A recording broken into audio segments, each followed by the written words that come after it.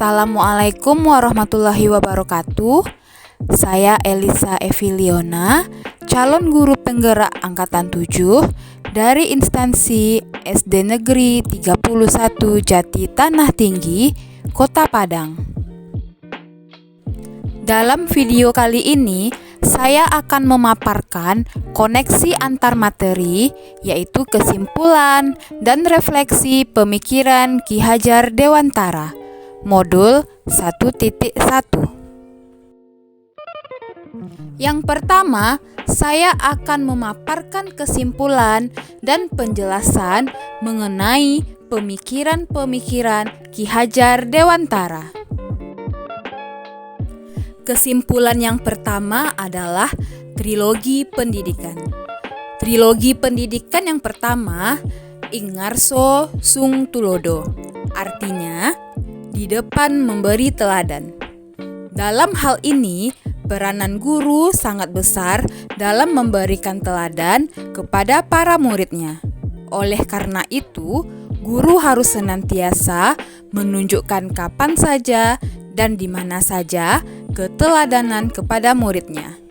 Yang kedua adalah Ing Madya Mangun Karso, artinya di tengah membangun keinginan. Dalam hal ini, pemberian motivasi dan memposisikan dirinya sebagai seorang guru sehingga dapat menjadi teman dan juga dapat menjadi tempat muridnya berkembang menuju cita-citanya. Dan yang ketiga adalah Tut Wuri Handayani, artinya di belakang memberikan dorongan. Hal ini berarti guru harus selalu mendorong muridnya dalam mengembangkan bakat dan minat sesuai dengan apa yang dikehendaki oleh muridnya. Selanjutnya adalah pendidikan yang menuntun. Ki Hajar Dewantara menjelaskan bahwa tujuan pendidikan yaitu menuntun segala kodrat yang ada pada anak-anak agar mereka dapat mencapai keselamatan dan kebahagiaan yang setinggi-tingginya baik sebagai manusia maupun sebagai anggota masyarakat. Seorang pendidik hanya dapat menuntun tumbuh dan hidupnya kekuatan kodrat yang ada pada anak-anak agar dapat memperbaiki lakunya, bukan dasarnya. Kemudian, pendidikan yang sesuai dengan kodrat alam dan kodrat zaman. Ki Hajar Dewantara mengingatkan pendidik bahwa pendidikan anak sejatinya itu menuntun anak untuk mencapai kekuatan kodratnya sesuai dengan kodrat alam dan kodrat zamannya.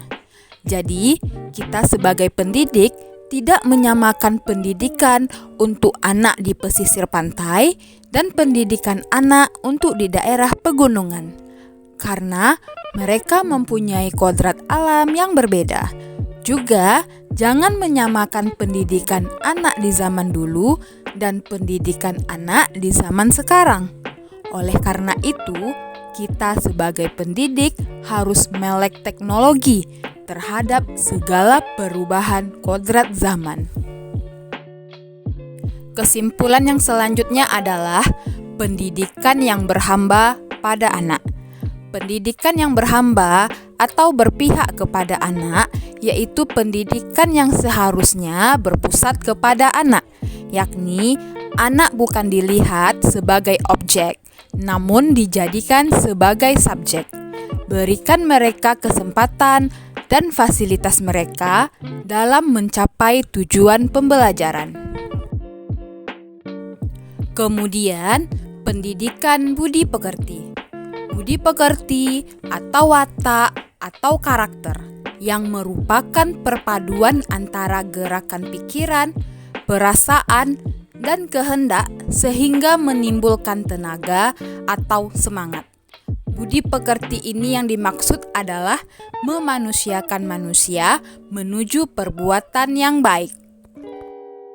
Yang kedua adalah refleksi dari pengetahuan dan pengalaman baru. Perubahan yang saya alami setelah mempelajari modul 1.1 ini adalah yang pertama, pembelajaran berpusat pada murid.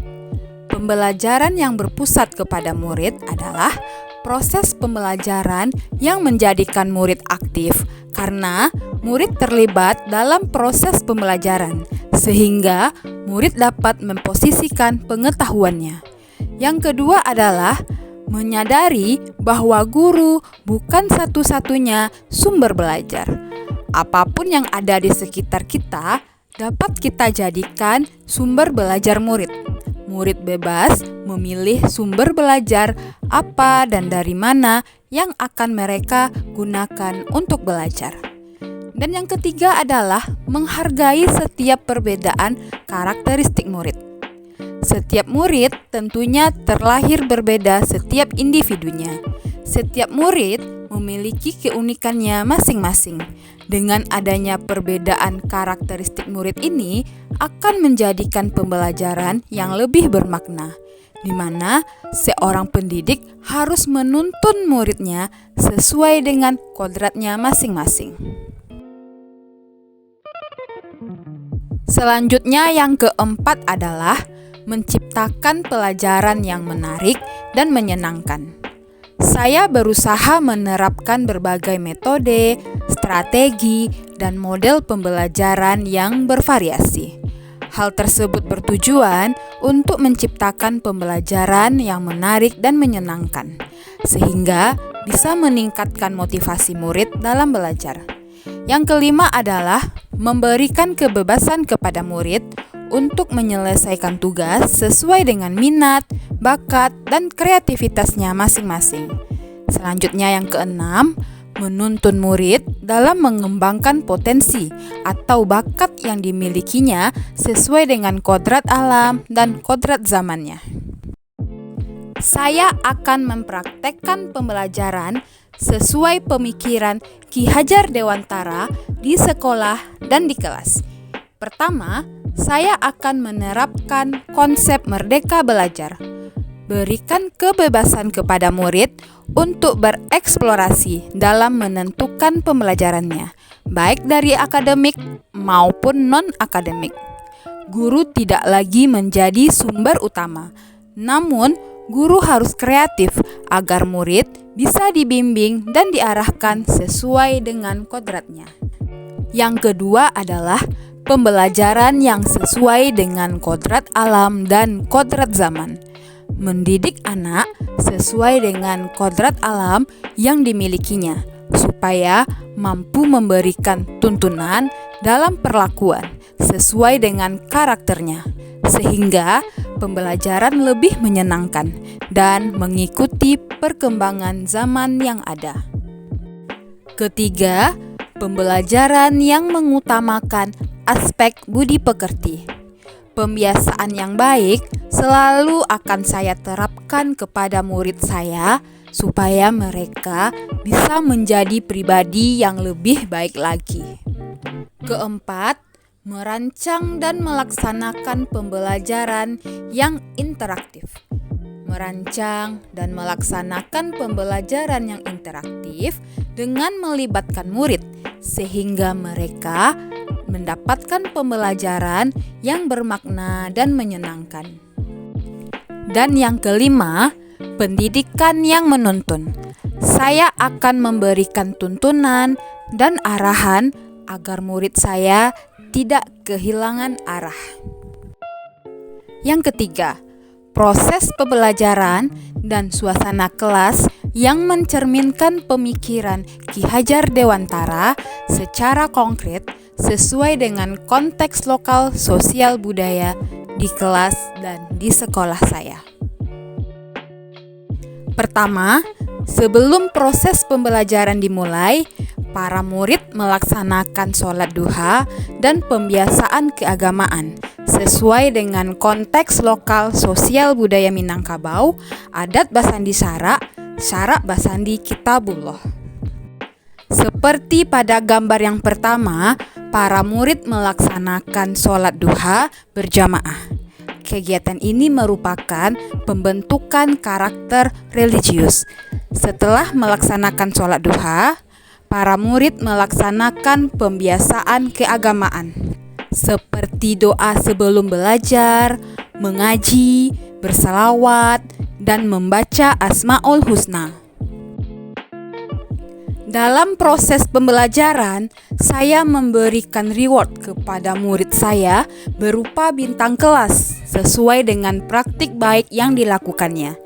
Praktik baik yang dilakukan oleh murid sesuai dengan konteks lokal sosial budaya Minangkabau, yaitu sumbang duo baleh.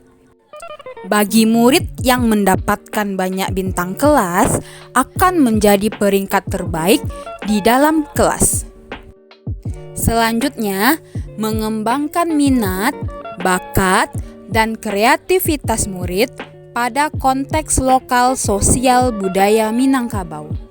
Yang pertama, kita melaksanakan pentas seni budaya. Yang kedua, adanya pawai pakaian adat. Dan yang ketiga, ada permainan tradisional. Demikian yang dapat saya sampaikan. Terima kasih. Wassalamualaikum warahmatullahi wabarakatuh.